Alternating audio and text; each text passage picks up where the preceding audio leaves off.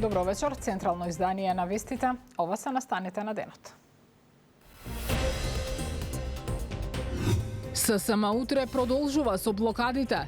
Трендафилов обвинува за притисоци и бара одговорност од претеничката Стојановска. Го повикувам председателот на Собранието да поведе постапка за одземање на имунитетот. Таа му возврати да ги прочита Уставот и Деловникот. Ке остане ли Охрид заштитено културно наследство на УНЕСКО? Владата најавува силна заложба за зачувување на статусот. Очекуваме од УНЕСКО да точно дадат насоки и ние сега ќе направиме се да ги спроведеме. Погрешни терапии и непотребни лекови им биле давани на пациентите, сведочи стручниот вештак во случајот онкологија. Судењето продолжува утре. Страот на сообраќајка на влез во Скопје. Возилата целосно пеплосани. Едниот возач тешко повреден. Крвав пир во Канада. Трансродово лице влетало во училиште и почнало да пука. Најмалку 10 жртви. At this point, they're still reaching out to families. Сојузот на синдикати утре напладне продолжува со блокадите. По Собранието, утре ќе излезат пред Стопанската комора со барање за раст на минималната и на сите останати плати.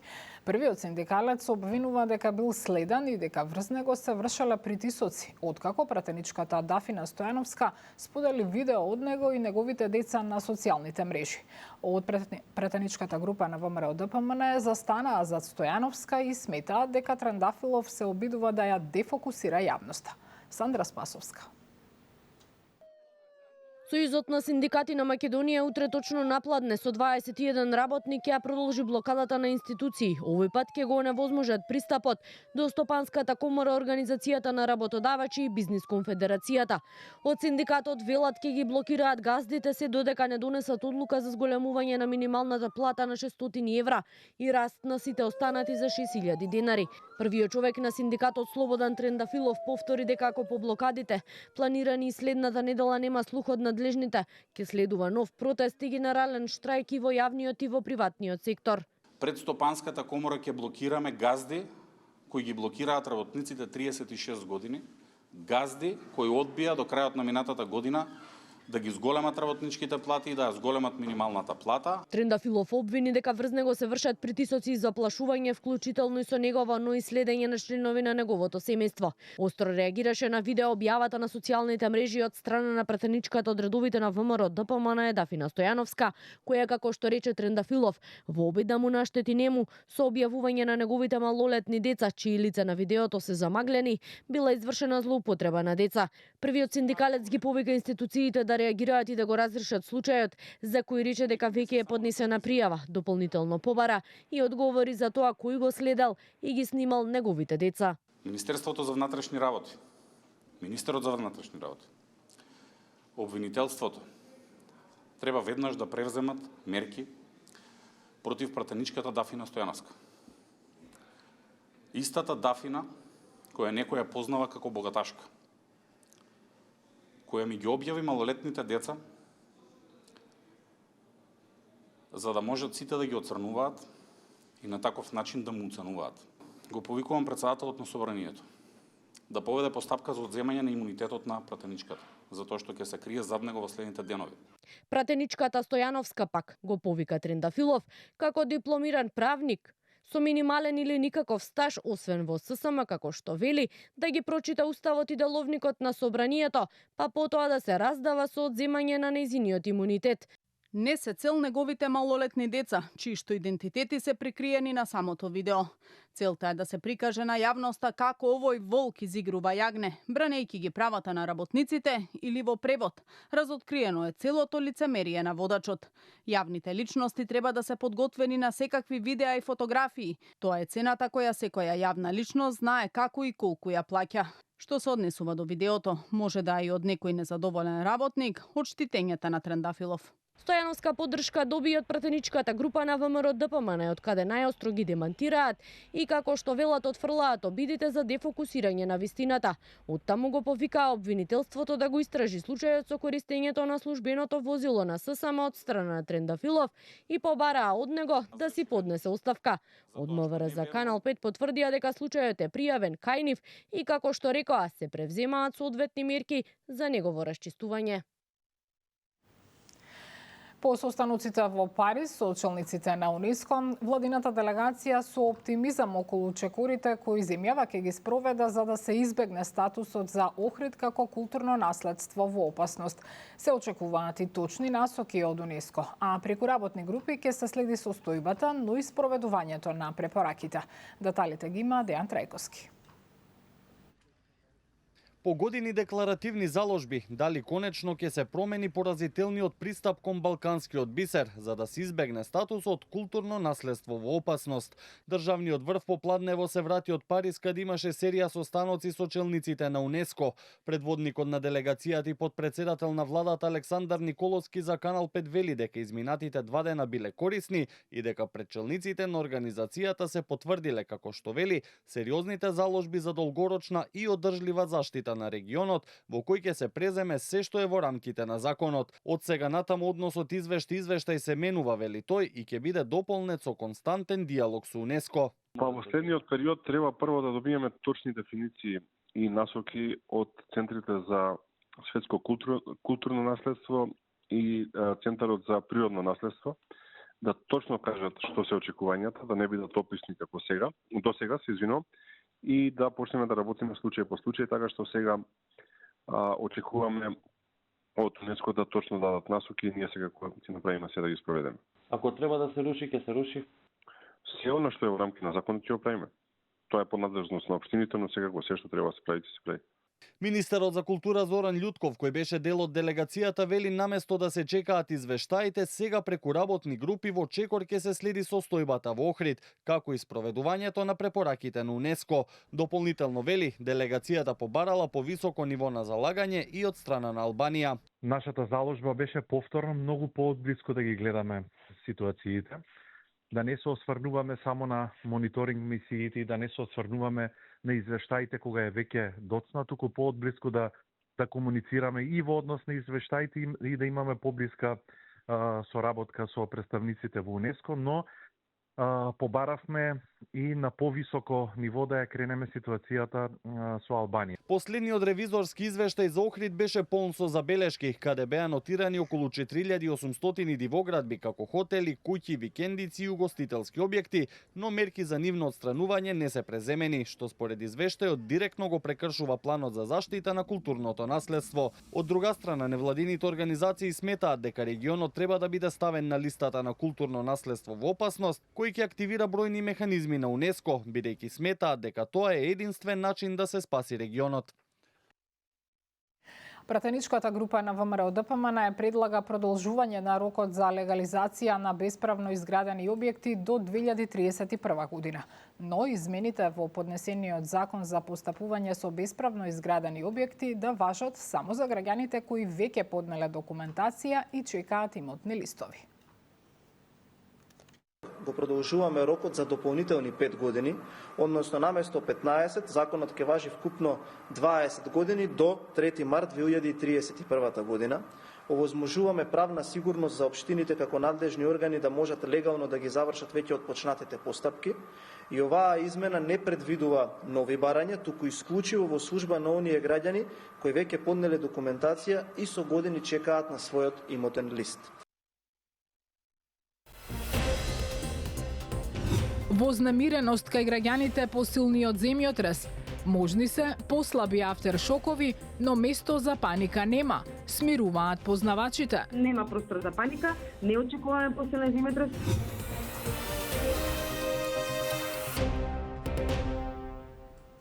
Откако беа запленети над 40 тони марихуана низ државата, владата ги задолжи институциите да ги проверат сите компании кои се занимаваат со производство на медицински канабис. За запленетата марихуана во земјава, но и во Србија, меѓусебни обвинувања и денеска си упатија власта и опозицијата. Михајло Видимлиски. Во следните 45 дена институциите ќе треба да извршат вонредни контроли во сите правни лица и објекти во земјава кои поседуваат лиценца за производство на марихуана за медицински цели и за тоа да достават извештаи до владата. Одлуката е донесена на вчерашната владина седница, а следува по заплената на над 40 тони марихуана во Скопско и Струмичко. А откако во Србија беа откриени 5 тони марихуана за која српските власти тврдеа дека потекнува од Македонија. Случајот и денеска е тема на партиски препукувања. Од ВМРО ДПМН вела дека лиценците во земјава биле резервирани исклучиво за лица блиски до Зоран Заев и Венко Филипче. Не можел кој било да извади таква лиценца, затоа што тоа било резервирано за луѓето блиски до кланот Заеви и до Филипче. Затоа и во Струмичкиот регион во Македонија има најмногу фабрики за марихуана за медицински цели. Дека ова било планирано во главите на Заев и Филипче, се гледа во подзаконскиот акт, односно правилникот за одгледување на канабис за медицински цели, донесен во времето на власт на СДС, која е во колизија со законот, затоа што се дозволува да се произведува цветот канабис кој не ги задоволува GMP нормите. Од СДСМ пак повторно обвинија дека 11 дена нема одговор од институциите за тоа како 5 тони марихуана ја поминале македонско-српската граница. Молкот е индикатор дека овој скандал води кон врвот на власта и дека некој се обидува да го заташка овој огромен наркоскандал. Дали сите фирми се нелегални? Тоа ли го порачува Мицкоски? Ако е така, зошто не била навреме направена контрола, зошто власта дозволила нелегално да се произведува и да се складира? Не се кажува дали државата ги субвенционирала. Што ќе се случи ако компаниите побараат одштета? Околу истрагата за запленетата марихуана нови детали засега не се откриваат, откако обвинителството за гонење на организиран криминал и корупција во понеделникот соопшти дека континуирано се преземаат действија, а се сослушуваат и сведоци, но за случајот досега нема осомничени или уапсени лица. Се соработува и со српските органи за да се утврди дали има поврзаност на марихуаната запленета во Македонија со онаа пронајдена во Србија. Јавниот обвинител Гаврил Бубевски ги отфрла како клевети наводите на поранешната обвинителка во СЈО Лејла Кадриу. Смета дека биле креирани со цел да наштетат на неговиот углед и бара јавно извинување. Воспротивно најавува тужба против неа. Кадриу пак не сакаше да ги коментира барањата за извинување од Бубевски. Афродита Рамос на темата. Јавниот обвинител Гаврил Бубевски бара извинување од поранешната колешка во СЈО Лејла Кадриу. Воспротивно најавува тужба за клевета. Бубевски ги нарече апсолутна невистина наводите изнесени од Кадриу за неговата работа како поранешен специјален јавен обвинител и тврди дека се со цел да се загрози неговиот личен и професионален интегритет. Вистината е дека јас никогаш во мојот живот не сум имал 4 мобилни телефони. Во голем дел од ситуациите кои беа представени, како што е предавањето на прислушуваните материјали во СЈО, јас лично воопшто не сум бил присутен, зашто имам и соодветни докази. Настрана од тоа, записник за тие материјали постои и тој е дел од доказите во предметот Таргет тврдина. Мотивите за овој и други вакви слични настапи мене ми се јасни, но немам намера во ниту еден момент да им подлегнам на тие лаги и манипулации. Поранешната јавна обвинителка Лејла Кадриу во кус телефонски разговор за Канал 5 одговори дека најавата за тужба на Бубевски е, како што рече, негово право и не го коментираше неговото барање за јавно извинување. Од СДСМ вела дека се работи за црна кампања против СЈО, како дел од операција за, како што обвинуваат, враќање на поранешниот премиер Груевски во државава. Во теке координирана политичка операција, чија цел е враќање на Никола Груевски и целосно уривање на правниот систем во државата. Клучниот чекор во ова сценарио е нападот врз СЈО и пресудите што произлегува од неговата работа. Од ВМРО ДПМН и денеска обвинуваат дека предметите во СЈО се работеле по насоки на СДСМ и побара јавното обвинителство да го истражи случајот. Луѓе на Оливер Спасовски вршеле притисок врз обвинители од СЈО за тоа кои луѓе да се гонат, а кои да се изземат од одредени случаи. Односно, специјалното јавно обвинителство работело под насока на Заев и СДС. Поранешната специјална обвинителка Лејла Кадриу деновиве изнесе скандалозни тврдења за, како што кажа, незаконското работење на СЈО. Според Кадриу, поранешниот премиер Зоран Заев и тогашната министерка за одбрана Радмила Шекеринска Носеле материјали во СЈО без при тоа да се направил записник за примопредавање. Платниот список на СЈО вклучувал деца и роднини на политичари, а за 2,5 месеци биле потрошени 1 милион евра буџетски средства. Продолжи сведочењето на вештакот од Словенија во случајот онкологија, кој посочи дека на пациентите им биле давани погрешни терапии комбинирани со други непотребни лекови, како и дека истите им биле давани во термална фаза. Судењето продолжува и утре со испрашување на вештакот од страна на одбраната. Рочиштето го следеше Мирјана Мирчевска-Јовановиќ.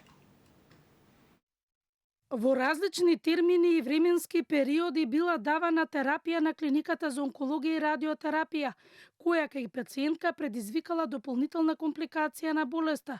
Според историјата на болест нецелосно се воделе документите и било давано терапија која не требало да има отстапки во редот на примање на истата.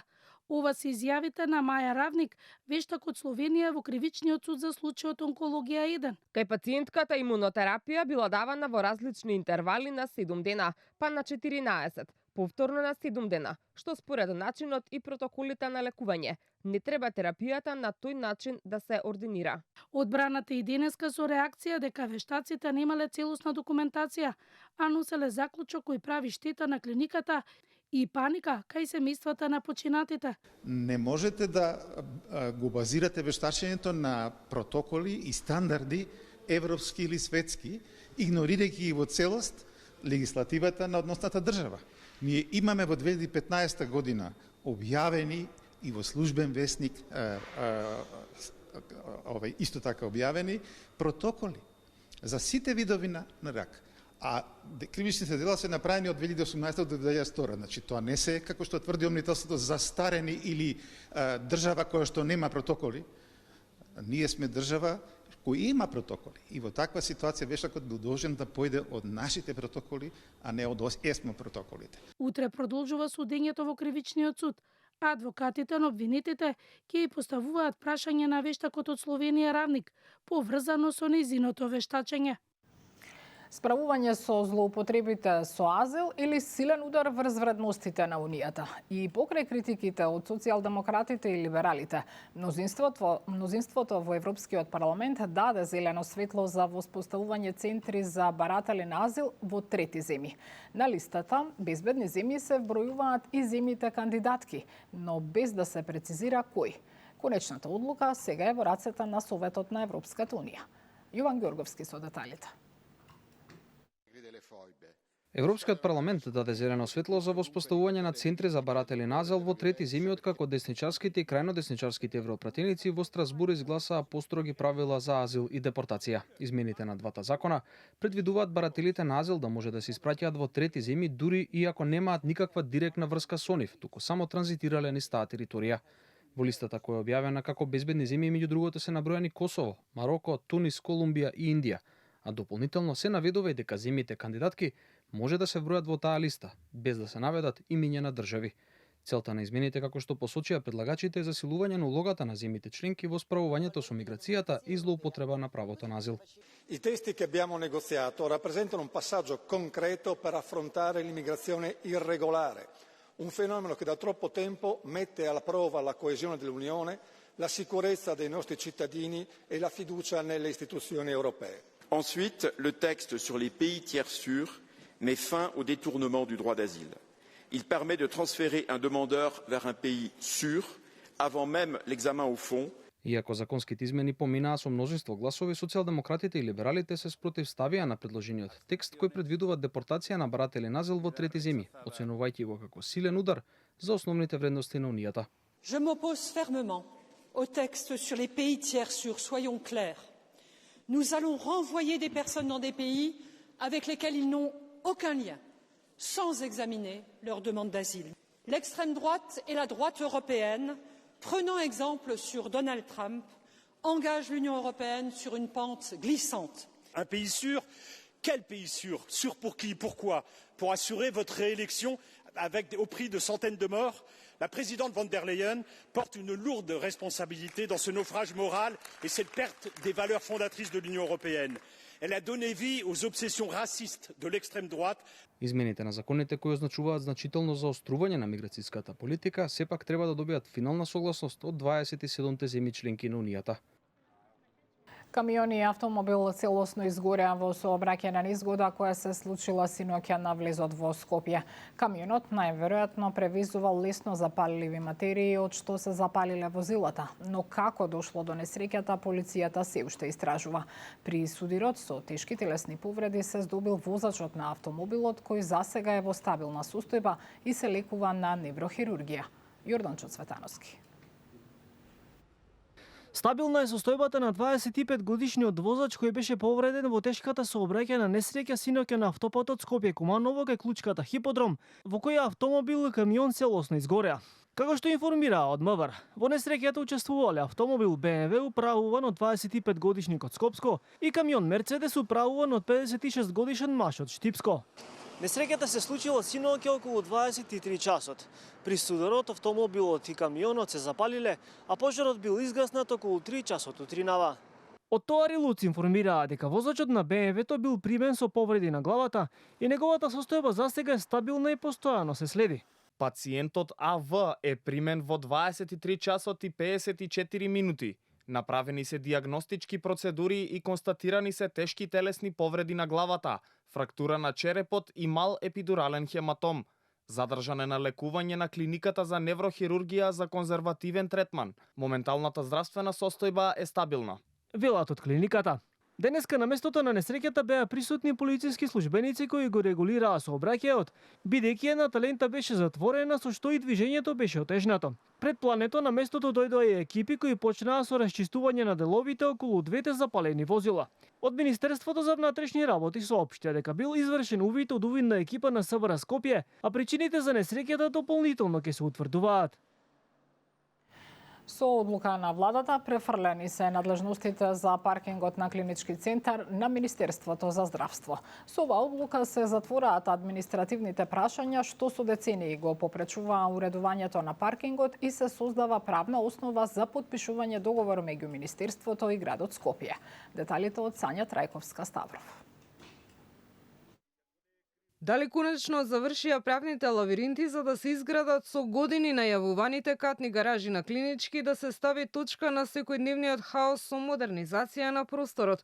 Од Министерството за здравство за Канал 5 велат дека со владината одлука им е даден амин за формално да можат да се договорат со град Скопје и потоа топката е кај градот. Ќе може да се реновира и гради паркингот. До сега правна основа немаше бидејќи поради така наречен административен молк, градски паркинг без никаков документ речиси 3 години наназад наплаќаше пари од граѓаните. За 3 месеци се заврши процесот на регистрација на парцелите во катастар и изработка на соодветните елаборати со што се отвара патот за изградба на модерен и функционален паркинг, вклучително и катни гаражи, како и воведување на софтверско решение за ефикасно управување.